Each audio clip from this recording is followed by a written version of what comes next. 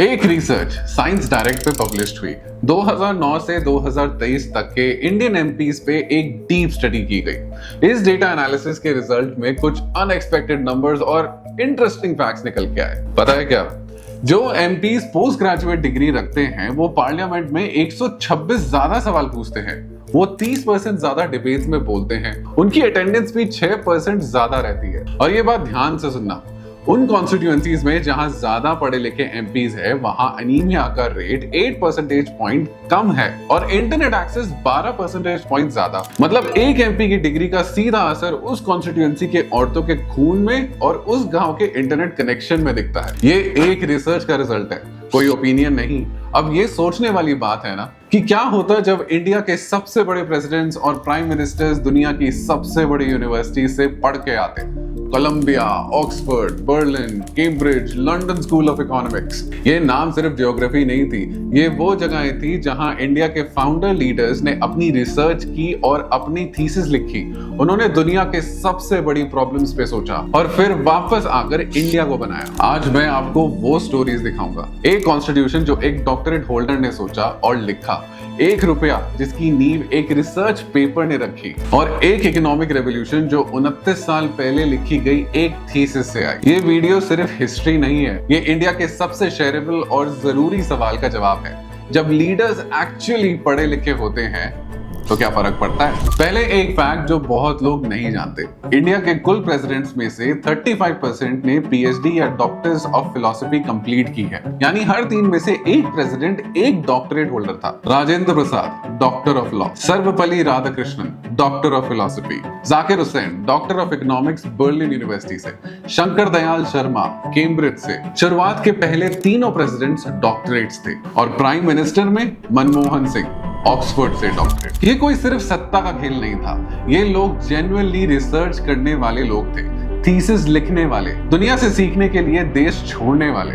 इन सब में एक बात कॉमन थी, डिग्री से पहले उनके पास एक सवाल था, एक प्रॉब्लम थी जो उन्हें रात को सोने नहीं देती थी, और उन्होंने उस सवाल का जवाब रिसर्च में ढूंढा। 3 स्टोरीज, 3 थीसिस, 3 रेवोल्यूशंस। 1913 एक 22 साल का लड़का अमेरिका के लिए जहाज पे चढ़ा। ये कोई आम लड़का नहीं था। इंडिया में इसके साथ बार बार ये हुआ था। स्कूल में जमीन पे बैठना पड़ता था, पानी की मटकी टच करना मना था। एक बार तो पूरी क्लास ने मिलकर इसे उंगली उठाकर छुआ और फिर हाथ धोया जैसे इसे छूना पाप हो, क्योंकि यह अनटचेबल था। अंबेडकर, भीमराव रामजी अंबेडकर। बड़ौदा के महाराजा ने स्कॉलरशिप दी और अंबेडकर कोलंबिया यूनिवर्सिटी अमेरिका गया। वहां 3 साल में उन्होंने 29 कोर्स लिए, इकोनॉमिक्स, हिस्ट्री, सोशियोलॉजी, फिलॉसफी और एंथ्रोपोलॉजी। एक इंसान जिसको इंडिया में बोर्ड पे लिखने की परमिशन नहीं थी, वो अमेरिका की सबसे बड़ी यूनिवर्सिटी में हर सब्जेक्ट खोल के पढ़ रहा था। फिर लंदन स्कूल ऑफ इकोनॉमिक्स, वहां एक और थीसिस लिखी, the problem of the rupee, its origin and it's solution. ये ध्यान से सुनिए, ये थीसिस इतनी पावरफुल थी कि 15 दिसंबर 1926 को जब ब्रिटिश गवर्नमेंट के सामने अंबेडकर ने अपना एविडेंस रखा तो कमीशन के हर मेंबर के हाथ में अंबेडकर की 257 पेज की थीसिस थी।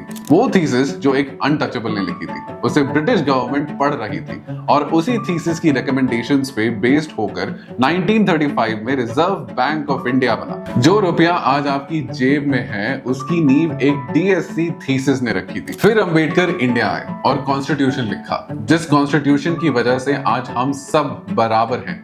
वो एक डॉक्टरेट होल्डर ने सोचा, रिसर्च किया और अपने हाथ से लिखा। एलएससी के एक ब्लॉग ने उनके बारे में लिखा था, there are no more worlds here for him to conquer. लेकिन एक दुनिया बाकी थी, अपना देश। 1904 मद्रास, एक गरीब ब्राह्मण घर के लड़के जिसने फिलॉसफी सिर्फ इसलिए पढ़ी क्योंकि उसके कजन ने पुरानी टेक्स्ट बुक्स दे दी थी। नए खरीदने के पैसे नहीं थे। नाम था सर्वपल्ली राधाकृष्णन। मद्रास क्रिश्चियन कॉलेज में उनके क्रिश्चियन प्रोफेसर्स पढ़ाते थे, जिनका अक्सर एक सवाल रहता था, हिंदू फिलॉसफी का कोई एथिक्स ही नहीं है। वेदांता कहता है दुनिया माया है, तो फिर क्या फर्क पड़ता है कोई अच्छा करे या बुरा। ये सुनकर वो लड़का टूट सा गया, अपने ही गुरुओं से अपने धर्म पे सवाल। लेकिन वो रोया नहीं, चुप नहीं बैठा, लाइब्रेरी गया और महीनों तक पढ़ा, वेदास, उपनिषद, भगवत गीता और फिर वेस्टर्न फिलॉसफी, प्लेटो से लेके कंट तक, ईस्ट और वेस्ट दोनों को एक साथ पढ़ा और फिर लिखी एक thesis, The Ethics of Vedanta and its Metaphysical Presuppositions। ये उस सवाल का जवाब था, स्कॉलरशिप्स, डेटा और लॉजिक से दिया गया जवाब। वो थीसिस इतनी पावरफुल थी कि उनके प्रोफेसर्स ने खुद लिखा, This thesis shows remarkable understanding and more than average mastery of good English। वो थीसिस पब्लिश हुई तब राधा कृष्णन की उम्र सिर्फ 20 साल थी। उसी एक थीसिस ने उन्हें प्रोफेसर बनाया। फिर ऑक्सफोर्ड ने उन्हें परमानेंट फिलॉसफी चेयर ऑफर की। फिर वो इंडिया के वाइस प्रेसिडेंट बने और फिर प्रेसिडेंट। 1962 में जब वो प्रेसिडेंट बने तो ब्रिटिश फिलोसोफर बर्ट्रैंड रसल ने कहा, it is an honour to philosophy that doctor Radhakrishnan has become president of India. आज भी सितंबर 5 उनका बर्थडे टीचर्स डे है, क्योंकि एक रिसर्चर और टीचर की आइडेंटिटी कभी नहीं गई, चाहे कुर्सी कितनी भी बड़ी हो। 1920 अलीगढ़ मुस्लिम यूनिवर्सिटी, एक नौजवान एमए पढ़ रहा था, जाकिर हुसैन। गांधी ने नॉन कोऑपरेशन मूवमेंट की पुकार दी और जाकिर हुसैन ने कॉलेज छोड़ दिया। उन्होंने कुछ नौजवानों के साथ मिलकर बिना ब्रिटिश पैसों के एक इंडिपेंडेंट यूनिवर्सिटी बनाई, जामिया मिलिया इस्लामिया, आजादी की यूनिवर्सिटी। लेकिन वो जानते थे कि सिर्फ जोश से काम नहीं चलता, नॉलेज चाहिए। तो वो जर्मनी गए, बर्लिन यूनिवर्सिटी, 1922। इकोनॉमिक्स में पीएचडी की। थीसिस थी ब्रिटिश इंडिया में फार्मिंग का एनालिसिस। बर्लिन में पढ़ते पढ़ते उन्होंने गांधी की राइटिंग्स का एक संकलन जर्मन में प्रकाशित किया ताकि दुनिया गांधी का पैगाम सुन सके। 1926 में जब वो वापस आए तो सिर्फ 29 साल की उम्र में जामिया मिलिया इस्लामिया के वाइस चांसलर बन गए। वहां से अलीगढ़ मुस्लिम यूनिवर्सिटी के वीसी, फिर गवर्नर, फिर वाइस प्रेसिडेंट और 1967 में प्रेसिडेंट ऑफ इंडिया बने। राधा कृष्णन, जाकिर हुसैन और एपीजे अब्दुल कलाम, तीनों अलग अलग प्रेसिडेंट्स, लेकिन तीनों को भारत रत्न मिला। इन तीनों में एक चीज कॉमन थी, लर्निंग कभी नहीं रुकी। वो जनरेशन मानती थी कि जो देश के सबसे बड़े पोस्ट पे बैठे उसे दुनिया की सबसे गहरी नॉलेज होनी चाहिए। एक ऐसी कहानी की बात करते हैं जिसमें लिटरली एक पीएचडी थीसिस ने देश की इकोनॉमी बदल दी। पाकिस्तान के एक छोटे से गांव में पैदा हुआ लड़का जो पार्टीशन के बाद इंडिया आया और केरोसिन लैंप की रोशनी में पढ़ा, स्कॉलरशिप लेके कैम्ब्रिज और फिर ऑक्सफोर्ड गया। ऑक्सफोर्ड में उन्होंने इकोनॉमिक्स में डॉक्टरेट इन फिलॉसफी की। थीसिस थी India's export trends and prospects for self sustained growth. उन्होंने लिखा कि इंडिया को अपने डोर्स खोल देने चाहिए और फ्री ट्रेड पे फोकस करना चाहिए। उस रिसर्च की वजह से उन्हें यूनाइटेड नेशंस में जॉब मिली। फिर वो आरबीआई गवर्नर और चीफ इकोनॉमिक एडवाइजर बने।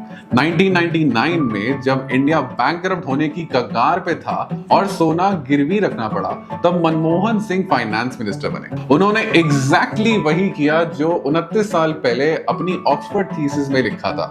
इंडिया के डोर्स दुनिया के लिए खोल दिए। Liberalisation, privatisation, globalisation. अगले 2 दशकों में इंडिया की जीडीपी कई गुना हो गई और मिलियंस पॉवर्टी से बाहर निकले। दिसंबर 2024 में जब मनमोहन सिंह 92 साल की उम्र में गए तो इंडिया रोया, क्योंकि लोग जानते थे वो सिर्फ एक पॉलिटिशियन नहीं बल्कि एक रिसर्चर थे जिन्होंने डीपली और एकेडमिकली सोचा था कि इस देश का क्या होना चाहिए और फिर करके दिखाया।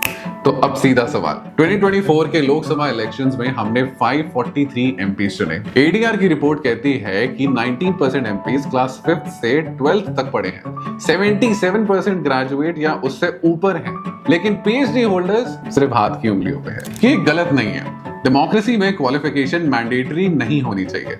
हर कम्युनिटी का रिप्रेजेंटेटिव होना जरूरी है, लेकिन वो साइंस डायरेक्ट वाली रिसर्च याद है? 126 ज्यादा सवाल, 30 से 30 ज्यादा डिबेट्स, कम एनीमिया और ज्यादा इंटरनेट। वो जनरेशन जिसने इंडिया बनाया, वो अपनी जनरेशन की हाईएस्ट एजुकेशन लेकर आई थी। अंबेडकर का थीसिस आरबीआई बन गया, राधा कृष्णन की थीसिस टीचर्स डे बन गया और मनमोहन सिंह की थीसिस 1991 की रेवोल्यूशन। ये लोग सिर्फ जीनियस नहीं थे, ये लोग डीपली प्रिपेयर्ड थे, रिसर्च करते थे तो अंदाजे से नहीं, डेटा से बोलते थे। थीसिस लिखते हैं तो सवाल ढंग से पूछना आता है, पीएचडी करते हैं तो प्रॉब्लम जड़ों तक जाके देखना आता है। आज वो डेप्थ हम अपनी लीडरशिप में कितनी जगह देख रहे हैं। ये वीडियो सिर्फ पुराने लोगों की तारीफ नहीं था, ये एक मिरर था। इंडिया के फाउंडर्स कोलंबिया, बर्लिन और ऑक्सफोर्ड गए, केरोसिन लैंप के नीचे पड़े बुक्स जली और स्कॉलरशिप्स खत्म हुई, लेकिन रिसर्च नहीं रुकी, क्योंकि वो जानते थे कि बड़े सवाल का जवाब देने के लिए पहले सवाल को पूरी तरह समझना पड़ता है। क्या आप भी किसी ऐसे सवाल के पास बैठे हैं जो आपको सोने नहीं देता, अपने काम या अपनी इंडस्ट्री में? तो ये वीडियो आपके लिए था। शेयर करो अगर लगता है किसी को भी ये जानना चाहिए, क्योंकि नॉलेज जब सही लोगों तक पहुंचती है तो देश बदल देती है। ये पहले भी हुआ।